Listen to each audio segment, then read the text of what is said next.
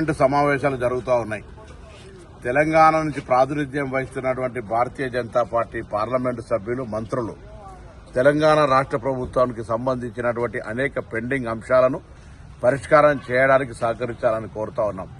Congress parliament సభ్యులు గొంతెత్తిన వారికి సహకరించి ప్రశ్న అడిగే సందర్భంలోనో ఒత్తిడి తెచ్చే సందర్భంలో మీ పరోక్ష సహకారం ఉండాలని కోరుతా ఉన్నాం.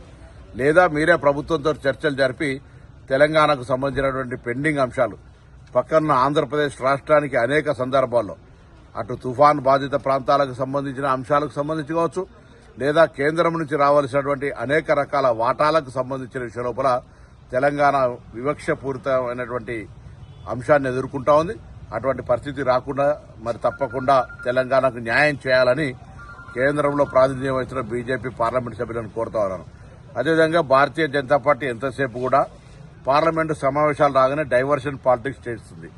అందులో భాగంగానే 50 సంవత్సరాలు ఈ దేశాన్ని పాలించినటువంటి గాంధీ కుటుంబాన్ని బ్లేమ్ చేసేటువంటి కుట్రతోటి రాజకీయంగా అత్యున్నతమైన అధికారాలను ఇచ్చినటువంటి వాళ్ళు, ప్రాణత్యాగాలు చేసినటువంటి వాళ్ళు ఒకవేళ అవినీతికి పాల్పడదలుచుకుంటే ఇలా వారికి ఏం తక్కువ ఉండేటువంటిది కాదు.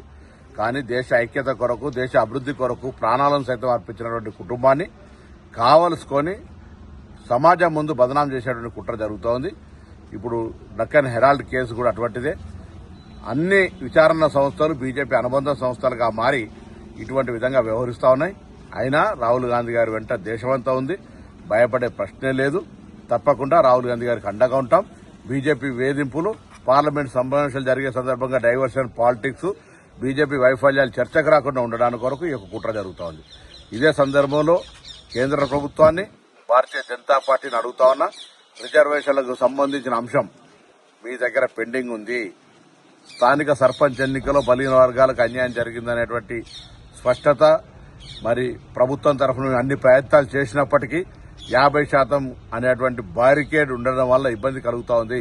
కాబట్టి అందుకు సంబంధించినటువంటి మార్గాన్ని సుగమం చేయడానికి తెలంగాణ ప్రభుత్వ ప్రతిపాదన 42% రిజర్వేషన్ అమలు జరగడానికి సహకరించే విధంగా పార్లమెంటులో మరి చొరవ తీసుకుని దేశంలోనే ఆదర్శ రాష్ట్రంగా నిలవాలని కాంగ్రెస్ లేవనెత్తే ఈ అంశానికి భారతీయ జనతా పార్టీ కూడా బలహీన వర్గాల పక్షం నిలుచోవాలని డిమాండ్ చేస్తా ఉన్నాం.